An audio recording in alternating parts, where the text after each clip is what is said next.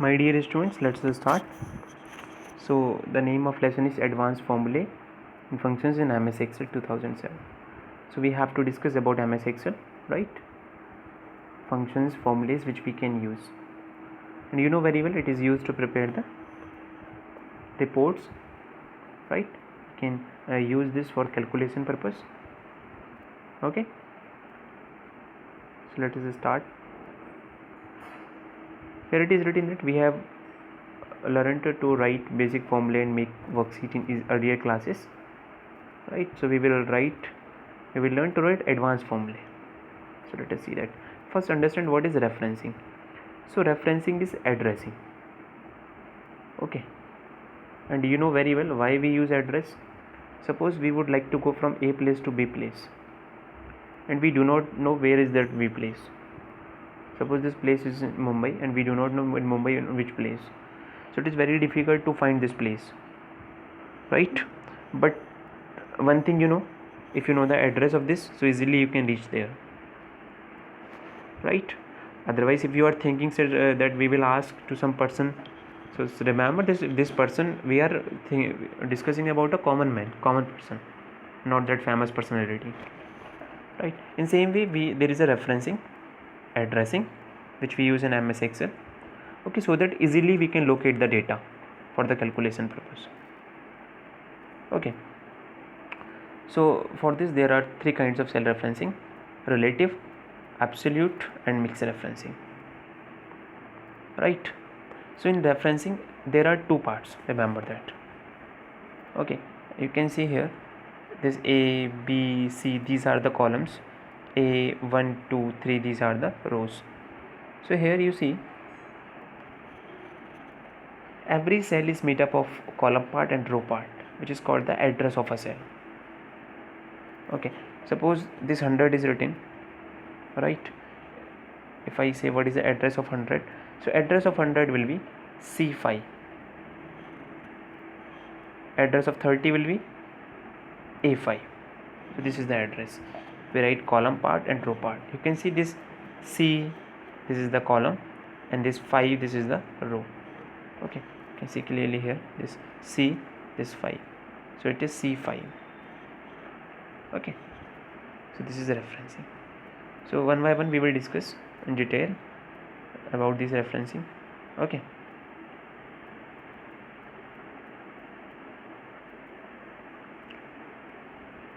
okay, here one more thing is given. When we can call that any cell is relative, so I told there are two parts, column part, suppose C5, column part and row part. If both parts are not fixed in the sense whenever we copy the formula from one cell to another cell, right?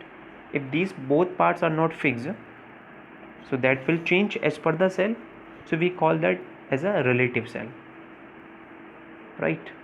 And when we can call it absolute, whenever both parts are fixed. How can we make it fixed? By applying the dollar sign. And mix, whenever any one part is fixed.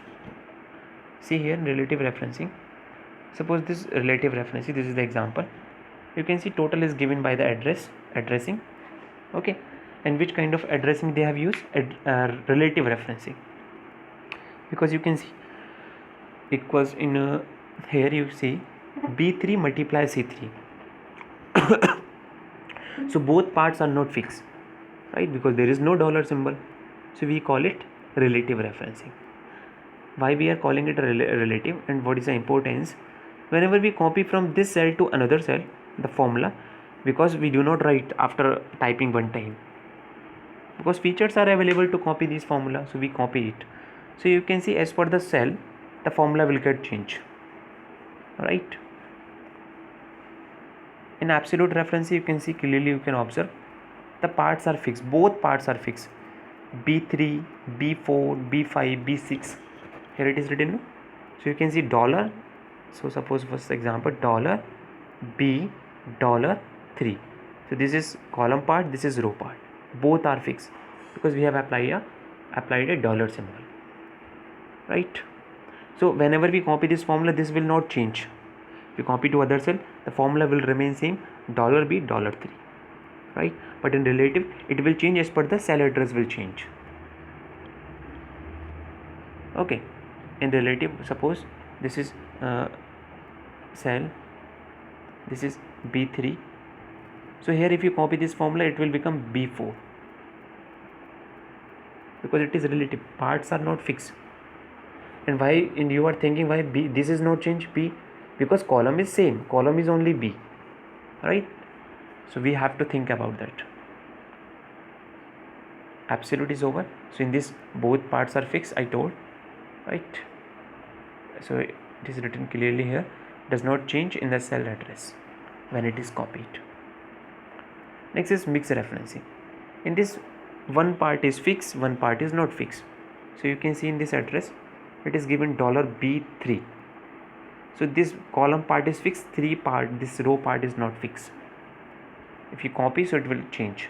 You can see here $B3, B4, B5, B6. So B, that is fixed, right? And you have to see one more thing, it is written in D column, but they have made fixed. How? By they applying the dollar symbol, right? So this is mixed referencing. In this we use absolute as well as relative, so that's why we call it relative mixed referencing. Okay, so thanks for watching. Next topic I will discuss in next part.